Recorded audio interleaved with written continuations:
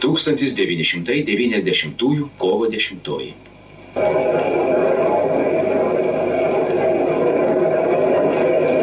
Paskutinės Sąjūdžio deputatų klubo diskusijos. Parengti dokumentai Lietuvos valstybės atkūrimui. Renkasi naujasis parlamentas.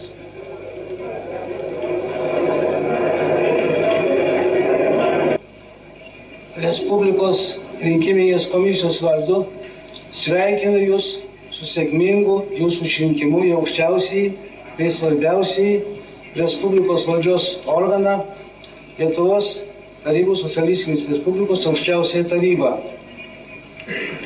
Kovo 11 aukščiausios tarybos pirmininko rinkimai.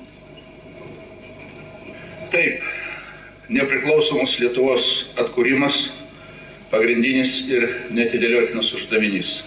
Šitą pripažįsta visa Lietuva, drįstu teigti, šitą pripažįsta visos partijos, tame tarpe ir komunistų partija, kurios nariu aš esu ir išrinktas pirmuoju sekretoriumi. Tai pripažįsta ir Lietuvos persitvarkymo sąjūdis ir eiliniai mūsų žmonės. Slaptų balsavimų daugumą balsų aukščiausios tarybos pirmininkų tapo Vytautas Landsbergis. Telydi Jūs sėkmė ir saugo Dievas.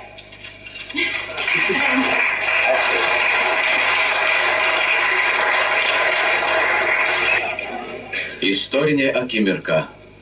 LTSR nebėra.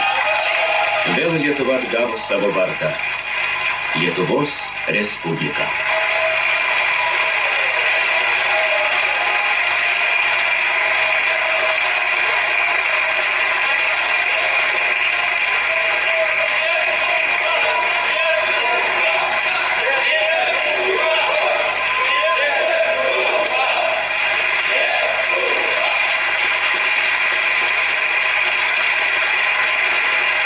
Laisvasis parlamente. Būkime vieningi, taurūs ir būsime laisvi.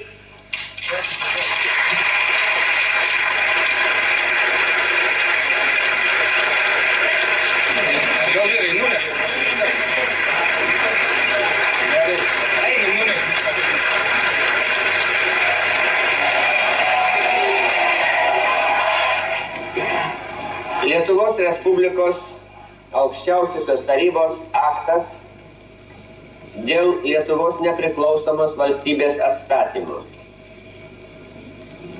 Lietuvos Respublikos aukščiausioji taryba, reikšdama tautos valią, nutarė ir iškilmingai skelbė, kad yra atstatomas 1940 metais svetimos jėgos panaikintas Lietuvos valstybės suvereninių galių vykdymas ir nuo šiol Lietuva vėl yra nepriklausoma valstybė.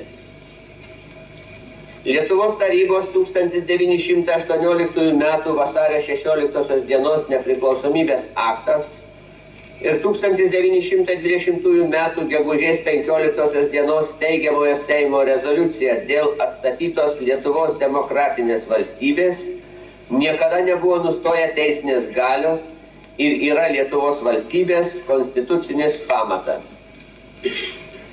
Lietuvos valstybės teritorija yra vientisa ir nedaloma. Joje neveikia jokios kitos valstybės konstitucija.